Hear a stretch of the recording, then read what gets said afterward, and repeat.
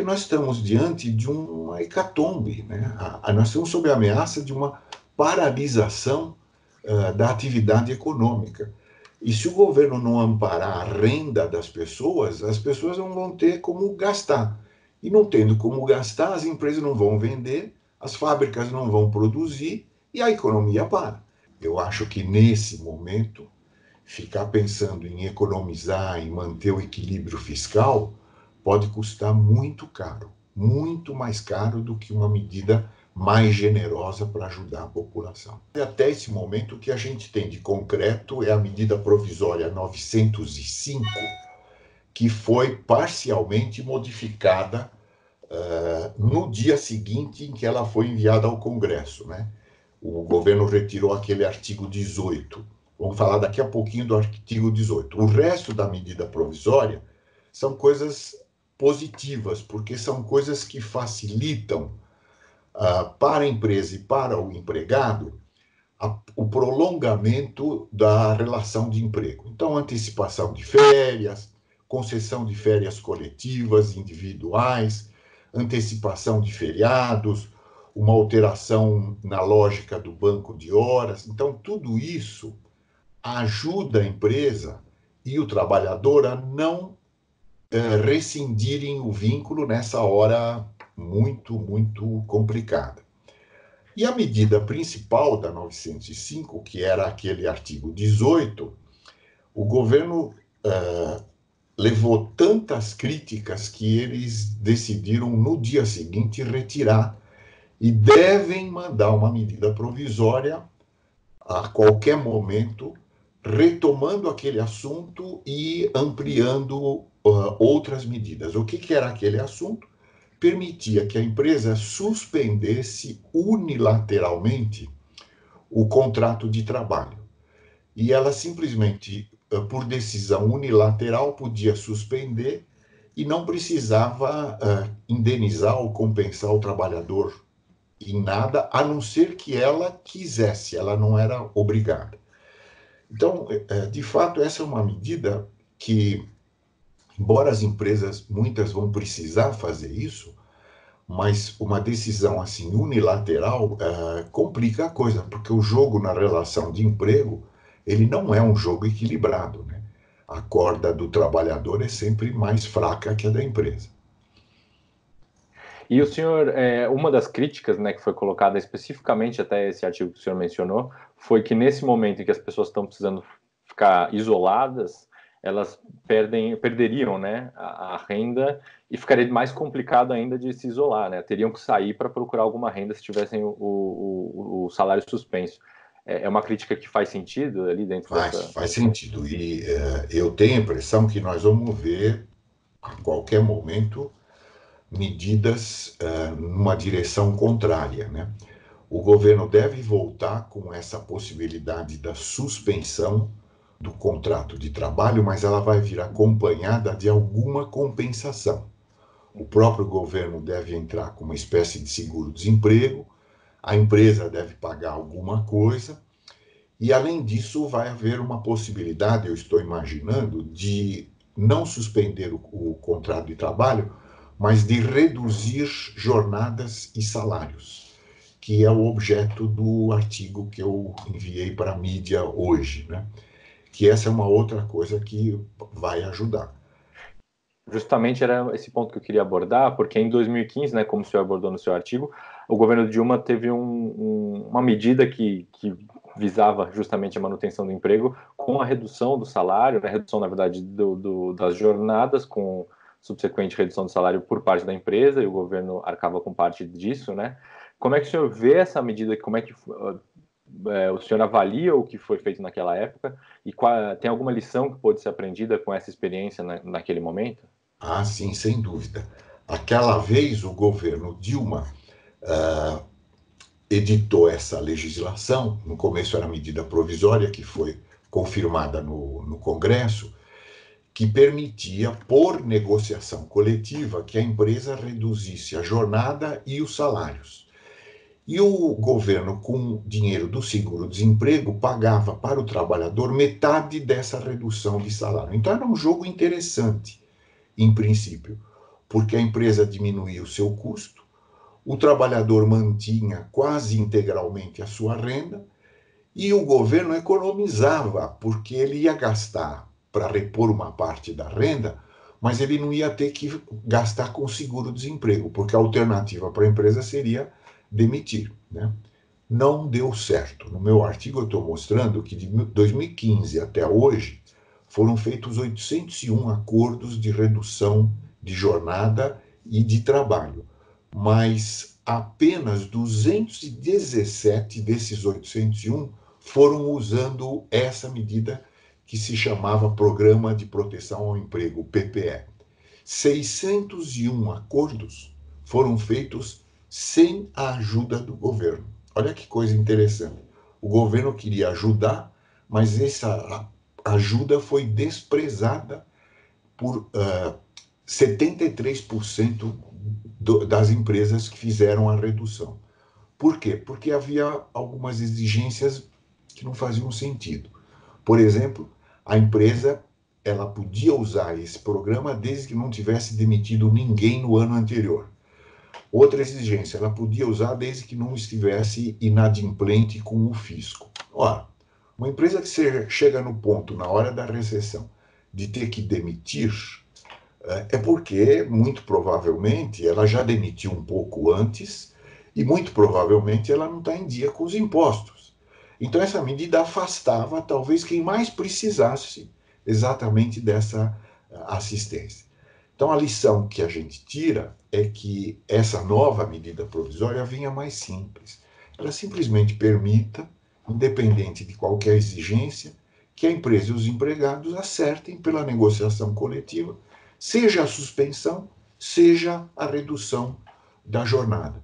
E o governo, nos dois casos, assistiria as duas partes, porque isso é do interesse de todos nós. Né? Então, o senhor acha que, para ser efetiva uma nova medida nesse sentido agora pelo governo Bolsonaro, não poderia ter tantas exigências para que a empresa se enquadrasse? Isso, era importante uma medida para dar base legal muito forte, muito robusta para essa negociação, que ela pode ser feita. Hoje mesmo, nós temos notícias de diversas empresas que reduziram jornada e reduziram salário, porque isso é permitido na Constituição. Não é proibido, desde que seja feita por negociação coletiva. Mas aí não tem nenhuma ajuda do governo. Para que o governo ajude, é preciso que ele faça uma legislação ampliando então a possibilidade dessa cooperação de três parceiros. Isso deve vir nas próximas horas, isso é o que a gente espera. E faz sentido que o governo banque, ao menos em parte, como era no PPE, esse salário reduzido, ou não é necessário, né, que o governo entre com esse valor? Olha, faz todo sentido que o governo entre nesse jogo e ele, inclusive, apoie muito mais. Veja o que está acontecendo na Inglaterra. A Inglaterra vai transferir para todos os trabalhadores até 2.500 libras para ajudá-los a sobreviver nessa hora tão difícil. Os Estados Unidos estão passando uma legislação em que o governo vai transferir $1.000 para cada americano, para cada trabalhador americano. Por quê? Porque nós estamos diante de uma hecatombe, né? Nós estamos sob a ameaça de uma paralisação da atividade econômica. E se o governo não amparar a renda das pessoas, as pessoas não vão ter como gastar. E não tendo como gastar, as empresas não vão vender, as fábricas não vão produzir e a economia para. Então é absolutamente necessário que o governo ajude de todas as maneiras. E acho que uma coisa importante, Ricardo, é que nós estamos falando até agora do trabalhador que tem carteira. Não é? Esse trabalhador que tem carteira, mesmo que ele seja demitido, que é muito ruim, mas ele vai ter um aviso prévio, seguro-desemprego, a multa do fundo garantia. Então ele tem o 13º e as férias proporcionais, ele não sai com uma mão atrás e outra na frente. Mas e o informal? E o barbeiro? O barbeiro não está cortando cabelo hoje. Quem é que vai ao barbeiro hoje para ser tocado por uma outra pessoa e, portanto, poder recebeu o vírus dessa outra pessoa. Então, essas pessoas informais, essa pessoa do pequeno serviço, das microempresas, elas não receberam aviso prévio. Elas estão sem vender, sem prestar serviços, e as pessoas estão sem renda. Então, é preciso que o governo faça alguma coisa nesse momento. E é isso que a gente espera. Além dessa facilidade na negociação coletiva, que o governo realmente ajude empresas e pessoas a atravessarem essa fase difícil. Dentro dessas medidas, uma delas seria esse vale, né, de R$ 200 para apoiar esse informal. Você acha que ela caminha num sentido positivo, essa medida? Precisaria ser mais? Isso foi cogitado. Agora, R$ 200 é muito pouco, não é? A gente precisa pensar maior, né? Eu acho que nesse momento, ficar pensando em economizar, em manter o equilíbrio fiscal, pode custar muito caro, muito mais caro do que uma medida mais generosa para ajudar a população. Como o senhor falou, o governo já cogitou, anunciou algumas medidas, outras ainda não foram passadas oficialmente, não entraram no papel, não foram enviadas ao Congresso. Dentre isso que já foi discutido, aventado, né, nos últimos dias, nas últimas semanas, tem alguma medida que o senhor considera que poderia estar também em discussão e ainda não entrou no debate econômico, seja por parte do governo, mesmo na academia, que pode ter algum tipo de efeito no emprego especificamente? A gente sabe que para o emprego se ampliar, a gente precisa voltar a crescer. Nesse momento não dá para pensar em voltar a crescer. Quem é que está investindo nesse momento? Muito pouca gente. O que a gente espera é que o governo ampare as empresas e os trabalhadores. Então, essas medidas de dilatação dos prazos para recolher impostos, para recolher fundo de garantia, tudo isso vai fazer um pacote grande, além de ampliação e facilitação do acesso ao crédito, para que as empresas possam rolar o seu dia a dia, né? Quer dizer, o governo tem que atacar em todas as frentes, tem que ajudar a sustentar a produção e ajudar a sustentar a renda, para que a renda possa comprar a produção e aí a gente volta a caminhar. Principalmente no início dessa semana, setores do empresariado, eles alertaram justamente que essa parada total da economia pode gerar um efeito, quer dizer, deve gerar, né, um efeito negativo que pode ser até maior do que a própria pandemia. Qual a opinião do senhor sobre esse debate, né? Existe essa dicotomia entre parar a economia e o efeito do vírus, ou esse debate está enviesado de alguma forma? Não, eu acho que o governo está dando sinais de que ele vai mudar a estratégia. Eu acho que o pronunciamento do presidente ontem já é um indício dessa mudança. Muitas pessoas estão aconselhando os governantes do mundo inteiro, não somos só no Brasil. O próprio Trump fez um pronunciamento ontem muito parecido. O Trump deu um prazo para voltar a engatar a marcha. Ele vai fazer uma coisa parecida. O que é essa coisa? Ao invés de um recolhimento horizontal, quer dizer, todos os cidadãos se recolhem em casa e com isso você interrompe ou retarda a transmissão do vírus. A ideia agora, mas também com isso você paralisa a economia. A ideia agora é um recolhimento vertical. Então nós vamos pegar as pessoas de mais idade, as pessoas que têm doenças que comprometem a base da saúde delas. Essas pessoas não podem pegar esse vírus, porque isso complicaria demais e poria em risco a vida delas. Essas pessoas precisam ficar isoladas. Eu preciso ficar isolado. Eu tenho 74 anos, sou diabético, sou hipertenso e, para piorar ainda, sou corintiano. Quer dizer, eu sou muito vulnerável ao vírus. Então, eu estou recolhido aqui quietinho em casa. Mas você, Ricardo, você está na flor da idade. Você pode sair na rua. Se você pegar o vírus, muito, muito provavelmente, você vai ficar 1 ou 2 dias em casa e tudo bem. E está imune. Não é?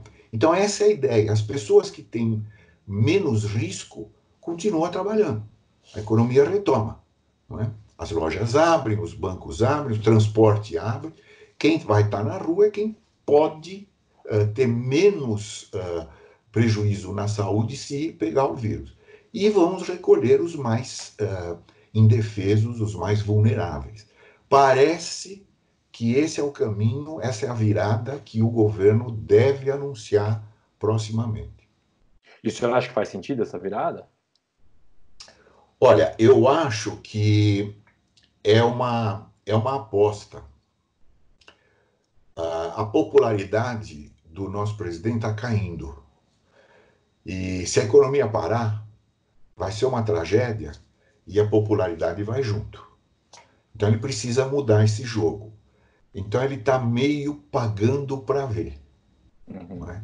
E é muito interessante que o Trump está numa posição muito parecida. Ele também tem queda na popularidade, a eleição está próxima. Fazer uma eleição com a economia parada é um risco eleitoral muito grande. Então ele também parece que vai pagar para ver. Então tanto o Brasil como os Estados Unidos devem mudar a política e fazer um recolhimento vertical e não horizontal dos seus cidadãos. É possível falar que, como o senhor está dizendo, tanto o Brasil quanto os Estados Unidos, o Brasil especificamente, se fizer essa virada, como o senhor falou, estão fazendo uma opção pela economia? Eu digo, por exemplo, porque o Reino Unido, no início do combate à pandemia, tinha optado por justamente essa posição de